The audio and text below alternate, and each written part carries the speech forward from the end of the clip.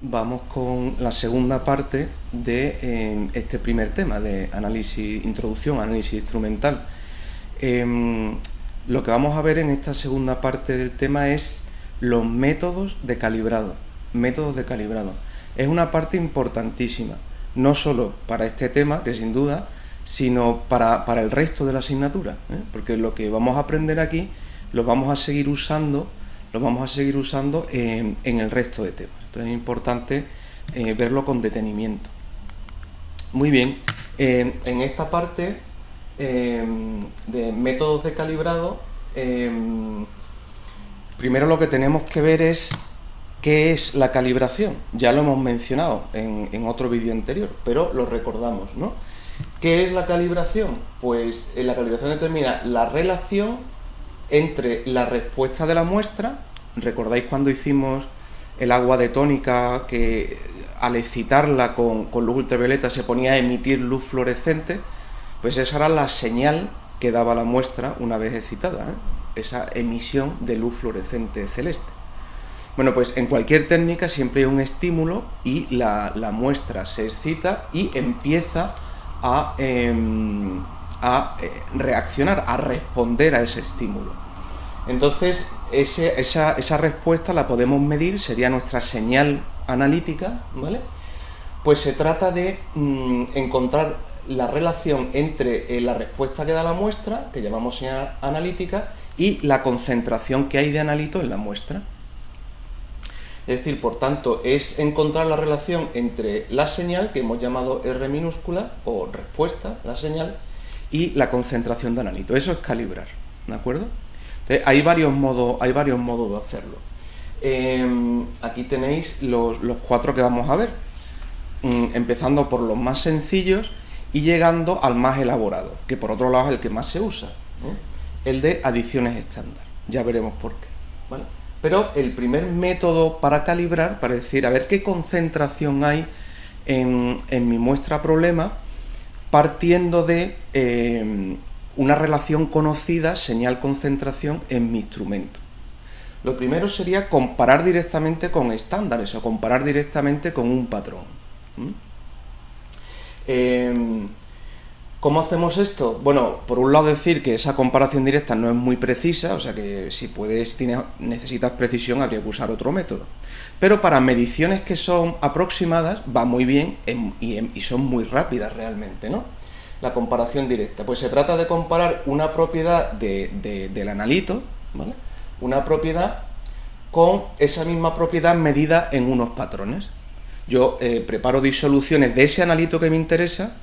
A partir de un patrón de ese analito, preparo disoluciones conocidas.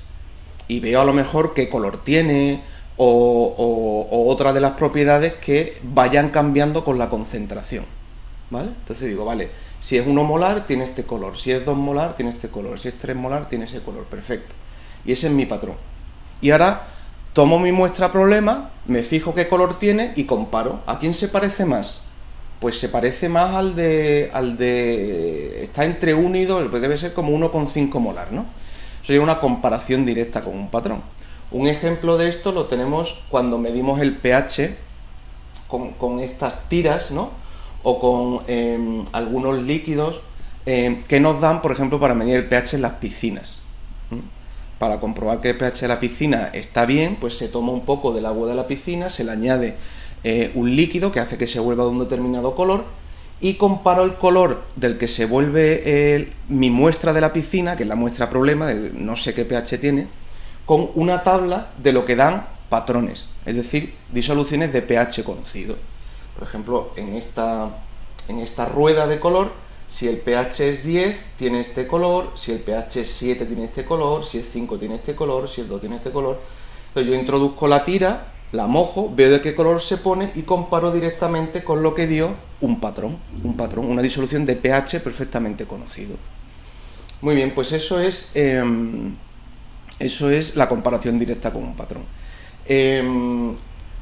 También dentro de la comparación con patrones, aparte de la comparación directa, que ya os digo es poco precisa, pero la verdad es que es bastante eficaz, sobre todo si no se necesita mucha precisión, Pero hay otro modo de comparar directamente con un patrón de un modo más preciso, y es lo que llamamos titulaciones o valoraciones. Ya pusimos este ejemplo en la valoración ácido-base con fenoltaleína, ¿vale? Es un ejemplo muy claro. En ese caso, que es el ejemplo que vamos a volver a utilizar, por ejemplo, en la valoración ácido-base, yo quiero conocer la concentración de ácido en una disolución problema. Y para eso lo comparo con un patrón, con un estándar de base, una base perfectamente conocida, su concentración, todo. Y ese patrón, esa base perfectamente conocida, lo coloco en la bureta, y abajo en el Erlenmeyer pongo una cantidad, unos mililitros exactos de mi disolución problema, de la que no sé su concentración. Muy bien, y añado unas gotas de fenoltaleína para que cambie de color justo cuando se encuentre el punto de equivalencia. Es decir, conforme yo voy añadiendo base, esa base que va cayendo en el Erlenmeyer va reaccionando con el ácido que hay en el Erlenmeyer, y por lo tanto el pH, que abajo será ácido, pues irá subiendo, ¿hasta cuándo? Hasta que la cantidad equivalente de base haya caído sobre el ácido. Entonces se neutraliza completamente el ácido y el pH sería 7. En ese momento la fenoltaleína que yo he añadido hace que esa disolución cambie ligeramente de color a un rosa muy pálido. Puedo detectar el punto de neutralización. ¿Y cómo puedo saber la concentración del problema? Pues fijándome en el patrón. Estamos en comparación con estándares. Y mi patrón es esa disolución estándar de base que tenía en la bureta, de la que conozco perfectamente su concentración.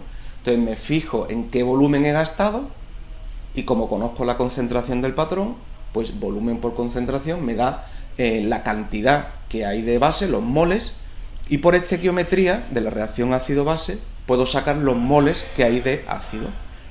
Y de esa manera, comparando con un patrón, he sido capaz de determinar la concentración de una muestra desconocida. Una titulación o valoración es bastante más precisa que la comparación directa que hemos visto justo antes, ¿vale?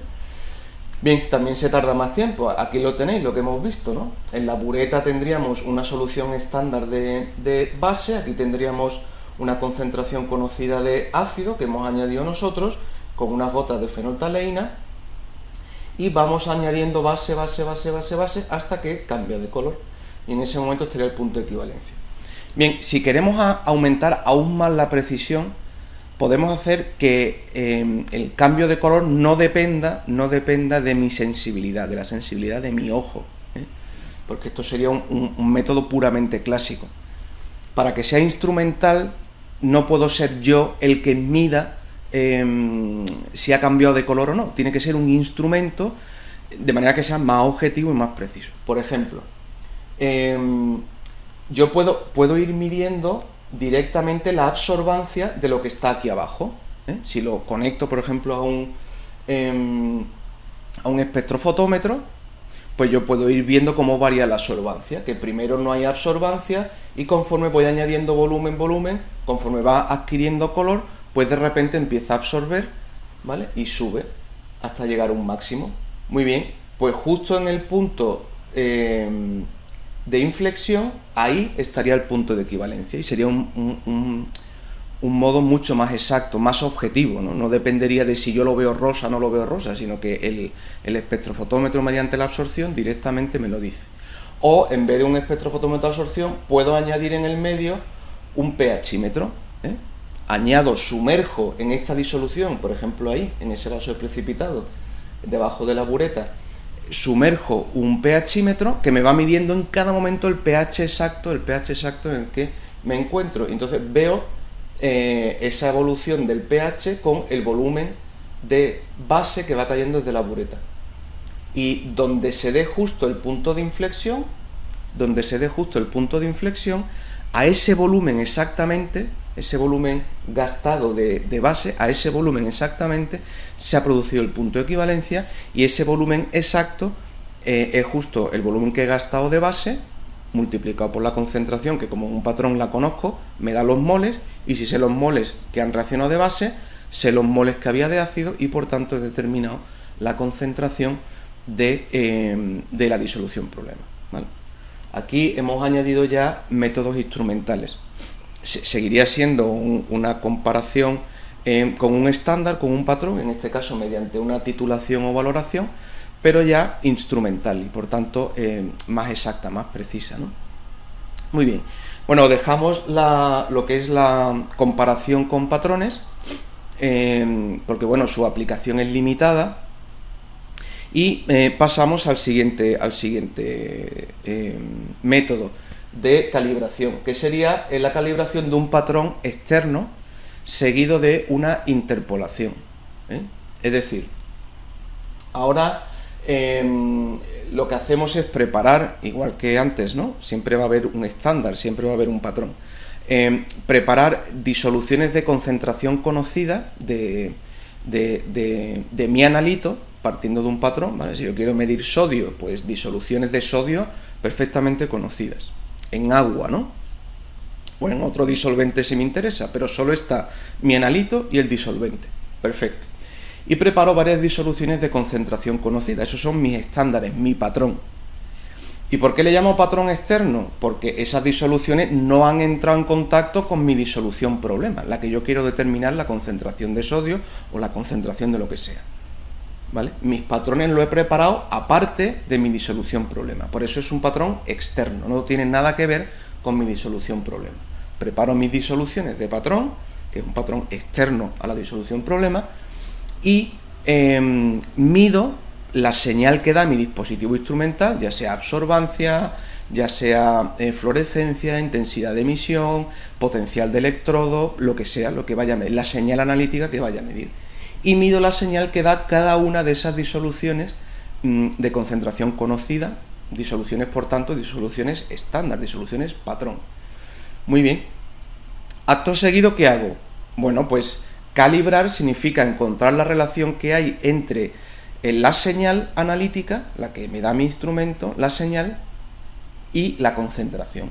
Bueno, siempre nosotros buscamos que sea una relación lineal. Por ejemplo, por eso definimos la absorbancia, porque la absorbancia tiene una relación lineal con la concentración, ¿no?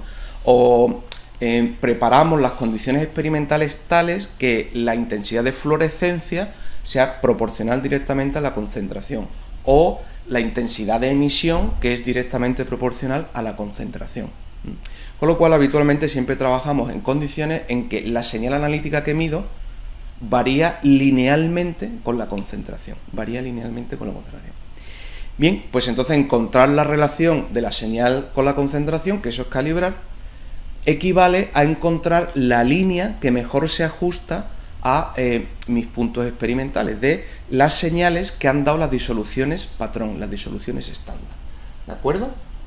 Bien, ¿cuándo se puede usar este método? Se puede usar cuando no hay efecto matriz. ¿Qué significa esto de efecto matriz?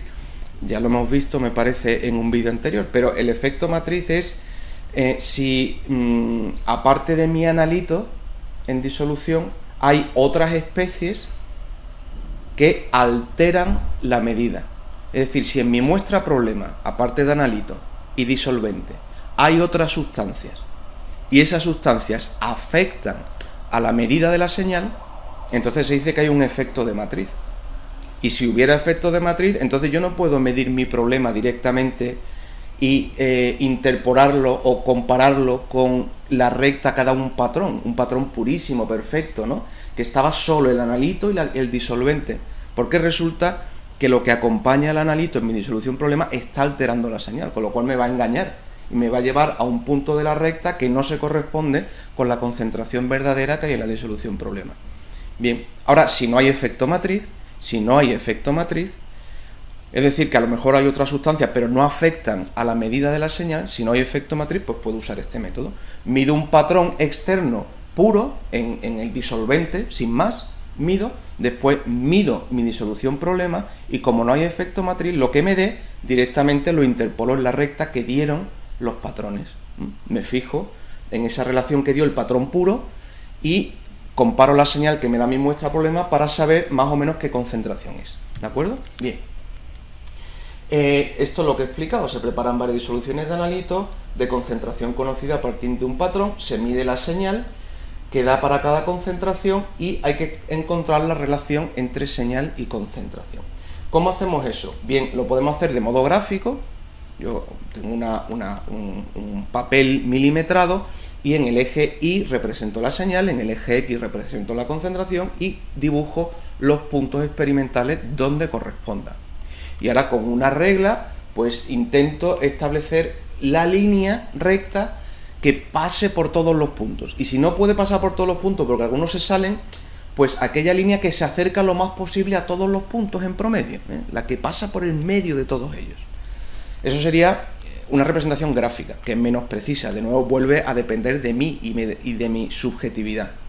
Pero hay un modo de hacerlo de modo riguroso, matemático, exacto, que nos permite obtener esa ecuación matemática a través de un método que se llama análisis de regresión. Análisis de regresión, ¿de acuerdo? Aquí se define, ¿no?, cómo sería esa técnica de regresión o de mínimos cuadrados, ¿vale?, que es la que emplearemos para encontrar la línea recta. El método de mínimos cuadrados. Pues una técnica de análisis numérico encuadrada dentro de la optimización matemática. Optimización quiere decir que voy a buscar variar para que estas distancias sean lo menores posibles, ¿no? Entonces va optimizando hasta que todas las distancias son lo más pequeñas posible. Bueno, pues dentro de la optimización matemática, en la que, dado un conjunto de parejas de datos X e Y, es decir, un conjunto de datos de concentración y señal, se intenta encontrar la función que mejor se aproxime a los datos. Por tanto, la línea que mejor se ajusta a mis datos experimentales. De acuerdo con el criterio de mínimo error cuadrático. ¿Qué es esto de mínimo error cuadrático? Bueno, imaginaos, esta es mi señal, esta es la concentración y esos puntos son los puntos experimentales. Veis que, por ejemplo, este punto no cae justo encima de la recta, y entonces a la distancia que hay, esto es como si fuera una lupa, aumento y veo lo que está pasando, maximizo, hago zoom, y al hacer zoom veo que hay una distancia en Y, en el eje Y, entre mi punto experimental y lo que predeciría la línea que mejor se ajusta, ¿vale? Pues eso es el residuo, ¿vale? Lo que aquí llaman mínimo error cuadrático es minimizar esas distancias. Yo mido la distancia de este punto a la línea, de este punto a la línea, de este punto a la línea, de ese punto a la línea, de ese punto a la línea, y muevo la línea haciendo que esas distancias, las diferencias, ¿no?, las distancias de los puntos a la línea sean mínimas, ¿vale? A eso se le llama minimizar, ¿no? Minimización del error cuadrático. Bueno, eso lo estudian los matemáticos, es decir, y eso es lo que hace, por ejemplo, tu calculadora, si tú le metes los datos y le pides que te dé la pendiente y la ordenada en el origen de la recta. Que, por cierto, debéis aprender a hacerlo, debéis saber manejar vuestra calculadora para que, metiéndole parejas de datos X e Y, por ejemplo, concentración y señal, la calculadora os dé la pendiente y la ordenada. ¿Cómo lo hace la calculadora? Utilizando este método, a través del método de mínimos cuadrados. Lo mismo hace la hoja Excel, que también deberíais, incluso es más fácil de usar que la calculadora, meter los datos en una hoja Excel y hacer que esa hoja Excel me calcule la recta que mejor se ajusta a mis datos. Pero ¿cómo lo hace Excel? Que a mí me parece que es algo mágico, porque le doy al botón y me lo da, ¿no? Pues lo que ha hecho Excel es esto que estamos explicando aquí. Y que nosotros, en este primer tema, vamos a aprender a hacer a mano, ¿vale? Para que, si dado el caso estás en tu farmacia o donde sea y no tienes modo de hacerlo porque no hay calculadora ni ordenador tal, que tú, haciendo unos cuantos cálculos, seas capaz de obtener de modo exacto la recta que mejor se ajusta a tus puntos. Debes saber hacerlo, no debe quedar todo a expensas de la máquina, porque alguna vez la máquina puede fallar, alguna vez la máquina no puede estar y tú a lo mejor necesitas ese dato. Pues tienes que saber necesitas poder hacerlo a mano, ¿no? Muy bien. Entonces vamos a hacerlo con un ejemplo para que esto se vea bien. Imaginaos que preparo estas concentraciones de mi analito, ¿vale? Cojo un patrón del que conozco perfectamente su composición y preparo disoluciones de concentración conocida, que son estas, y son concentraciones expresadas en molar. Podría ser otras concentraciones, pero en este caso me interesaba expresarlo en molar, mol litro. Y aparece concentración de 0, es decir, cuando no hay analito, eso sería el blanco, no hay nada, solo hay disolvente. Esta concentración 0,023, 0,032, 0,054 y 0,086. Muy bien, esas son disoluciones perfectamente conocidas. y mido la señal. Cada una de ellas lo llevo a mi instrumento y veo qué señal me da y la apunto. Resulta que el blanco me dio una señal de 5. Esta primera disolución 17,5, 23,4, 32,3 y la última 51,2. En unidades arbitrarias, aquí pongo señal, unidades de señal, me da igual que unidades sean, ¿vale? Muy bien, pues a continuación, ¿vale? Aquí se preparan esas disoluciones, se mide su señal y representamos gráficamente. En el eje Y siempre viene la señal y en el eje X siempre viene la concentración. Y represento cada uno de los puntos. Por ejemplo, para concentración 0, la señal vale 5. Esto es 0,10, 5 estaría aquí, ¿no? Y el resto pues voy representando gráficamente. Claro, ahora hay que trazar la línea, es lo que hemos dicho antes. Ahora yo tendría que coger una regla y ver a ver por dónde hago que pase la línea lo más cerca posible de todos los puntos. ¿Vale? Bien, para hacerlo de un modo exacto y que sea efectivamente la línea que mejor se ajusta a esos puntos de modo exacto y riguroso, hay que hacerlo de modo matemático, no se puede hacer a ojo, ¿eh? Aunque a ojo te da más o menos bien, pero si lo quieres de modo preciso hay que hacerlo analizándolo matemáticamente a través de lo que hemos llamado eso, el método de mínimos cuadrados, que lo que hace es minimizar, ya os lo dije, las distancias de los puntos a la recta, ¿eh? Vas moviendo la recta hasta que las distancias son mínimas. De esa manera, con este método, podemos obtener la ecuación de la recta. Eso es una línea, luego tiene una ecuación matemática, donde la Y, que siempre va a ser la señal, es igual a una pendiente por la X, que es la concentración, más la ordenada en el origen.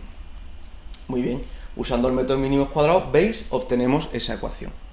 Y además, con el valor de R cuadrado, que siempre te lo da la calculadora, puedes saber si es una recta que se ajusta muy bien a los puntos o no. Es decir, el valor de R cuadrado, si todos los puntos caen exactamente encima de la línea, R cuadrado vale 1. Entonces, conforme más cerca esté el valor de R cuadrado de 1, mejor es mi recta. Nosotros, para decir que una recta es buena, exigiremos en toda la asignatura que R cuadrado por lo menos tenga 2 nueves, o sea, 0,99 y después lo que sea. Si tiene 2 nueves, R cuadrado digo que, bien, que efectivamente esos puntos tienen una relación lineal. Están muy cerca de la recta y por tanto puedo suponer que la relación entre la señal y la concentración es lineal, ¿vale? Exigiremos que 2 nueves. Pero lo que me interesa ahora que veáis es que este método me da la pendiente y me da la ordenada. Y con eso obtengo la calibración, que es lo que estamos buscando. El método de calibrado es poner relación entre señal y concentración. Entonces, a través de esos puntos del patrón he podido sacar cuál es la relación precisa, exacta, entre la señal que da el instrumento y la concentración de analito que hay en disolución. De manera que ahora estoy en condiciones de medir mi disolución problema, ver qué señal me da y entonces interpolar en esta recta, que es lo mismo que sustituir aquí la señal de la disolución problema. Y como sé la relación que hay entre señal y concentración, al sustituir aquí la señal, me da la concentración que hay en disolución. Y de esa manera determino cuál es la concentración en la disolución problema. Muy bien. Medimos el problema y sencillamente, si esta es la ecuación de la recta, esta es la señal, esta es la concentración, si aparece sub X quiere decir que es el problema, pues si pongo aquí la señal del problema, aquí me da la concentración del problema. Si despejo la señal del problema menos B dividido por M, así puedo saber la concentración del problema, ¿vale? Supongamos que en nuestro ejemplo que estamos haciendo, la señal, cuando mido el problema, la señal me da 39. Pues yo lo que tendría que hacer es sustituir aquí el valor de 39 y al despejar la C me daría que la concentración es 0,064 molar. ¿Veis? Primero he medido unos patrones para sacar la recta que relaciona la señal y la concentración, y eso es la calibración, y después ya puedo medir cualquier problema, siempre que no haya efectos matriz, cualquier disolución problema, sustituyo la señal en la recta y me da la concentración que tiene el problema. Así es como funciona, ¿vale? Esto que hemos hecho es lo mismo que interpolar ahí. Muy bien, normalmente nosotros, ya os lo he dicho, en todas las técnicas buscamos encontrar el modo de que la señal que me dé el aparato sea directamente proporcional a la concentración, o sea que haya una relación lineal, que sería este tipo, ¿vale? Ahí tendría un montón de puntos y la línea azul sería como el ajuste, el mejor ajuste a esos puntos experimentales. Pero puede ser que la evolución experimental que yo vea no se ajuste a una línea, sino que a lo mejor se ajuste, pues no sé, a una parábola, a un polinomio, ¿no?, que es lo mismo que una parábola, o a una exponencial o a un logaritmo. Nosotros, en cualquier caso, insisto, en las técnicas instrumentales, mayoritariamente siempre hacemos ajustes lineales, ¿de acuerdo? Y vamos a ver cómo funciona el método de mínimos cuadrados, porque tenéis que saber usarlo. Aquí aparecen una serie de ecuaciones. Nadie tiene que preocuparse de memorizarlas, porque todas estas ecuaciones que vamos a emplear en el método de mínimos cuadrados, yo os las voy a dar en un formulario, o sea, las vais a tener delante, no tenéis que memorizarlas. Lo que tenéis que saber es cómo se usan, ¿de acuerdo? Además, tened en cuenta que vosotros cuando hagáis el examen es online, vosotros podéis tener delante todas las fórmulas, no hay ningún problema, yo cuento con eso. Muy bien. Entonces hay una serie de... Esta es nuestra recta, lo que queremos determinar, porque es la recta que relaciona la señal con la concentración. Y para eso vamos a tener que calcular la media de x, la media de y unos parámetros que se llaman sxx, sii y sxy, que se calculan de esta manera. Ahora vamos a verlo con un problema, porque es el mejor modo de verlo, Entonces así, cuando lo estás usando, te das cuenta cómo se hace, ¿vale? Más que ponerme yo a explicar aquí exactamente de modo teórico abstracto. Mejor lo vamos a hacer con un problema concreto, ¿vale? En cualquier caso, a partir de esos valores de sxx, si y sxy, se puede calcular la pendiente de la recta, que mejor se ajusta a mis puntos, la pendiente de modo exacto, La pendiente, que sería sxy partido sxx, la ordenada, que se obtendría b, por tanto, la ordenada de esa recta, que sería el valor medio de y menos m, que es la pendiente, por el valor medio de x, y de esa manera ya tendría la pendiente y la ordenada. Pero es que además, si hacemos el cálculo por el método de mínimos cuadrados, podemos determinar, y esto es tremendamente importante, y eso no te lo da Excel, o es mucho más difícil programar una hoja Excel para que te lo dé, eso tienes que aprender a hacerlo, ¿vale? El método de mínimos cuadrados te permite calcular las desviaciones estándar. Es decir, qué desviación estadística tiene la pendiente de la recta, qué desviación tiene la ordenada. ¿Y por qué son importantes las desviaciones? Porque si sé la desviación, puedo calcular el error y por tanto sé si esa pendiente que he calculado y esa ordenada que he calculado son fiables o no, si estoy cometiendo mucho error en su determinación o no. Y a la hora de escribirla sé hasta qué decimal puedo escribirla. O sea, controlo perfectamente cuál es la fiabilidad de mi medida. Esto es importantísimo, importantísimo. Bien, entonces podremos calcular la desviación de la regresión, la desviación de la pendiente, la desviación de la ordenada. Lo vamos a hacer en un ejercicio y a partir de ello los errores. Y además nos permite calcular, y esto es lo más importante de todo, nos permite calcular el error que estamos cometiendo en la concentración de la disolución problema. El objetivo de un análisis es determinar qué concentración hay en una disolución problema. Claro, yo tengo que saber cómo de fiable es mi resultado. Y eso depende del error. Y el error se puede calcular a partir de la desviación estándar. En el ejemplo que hemos puesto, nosotros sustituíamos la señal de la muestra problema, que era 39, interpolábamos y obteníamos la concentración de la disolución problema, que salía creo que 0,064 o algo así. Bueno, aquí está representado, ¿vale? Yo sustituyo la señal que me da la disolución problema en mi recta, la sustituyo y obtengo la concentración. Vale, ¿cómo de fiable es esa concentración? Que es lo mismo que interpolar en esta recta. Pues hay una ecuación que nos permite calcular la desviación estándar de esa concentración así obtenida.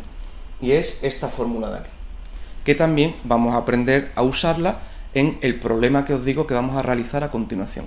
Un ejercicio que vamos a realizar a continuación con todo lujo de detalle, con calma, paso a paso, donde se va a ver todo lo que te pueden pedir en un problema de recta de calibrado, Porque a esta recta, que me permite establecer la relación entre la señal y la concentración, y que uso para determinar las concentraciones y soluciones problemas cuando no hay efecto matriz, a esa recta se le llama recta de calibrado. Entonces hay un tipo de problema que es siempre igual, me dan señales, me dan las concentraciones que da,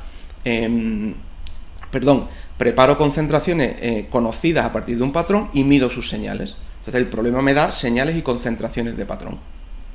Represento, obtengo la recta de mejor ajuste, a continuación mido la disolución de un problema e interpolo la recta. Ese es un problema típico de recta de calibrado, ¿vale?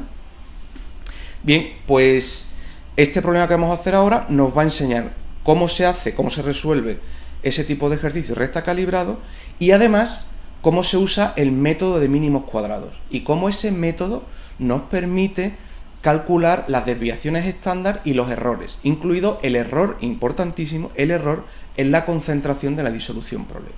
¿De acuerdo? Pues ya os dejo con este ejercicio, que es el que voy a realizar en la pizarra.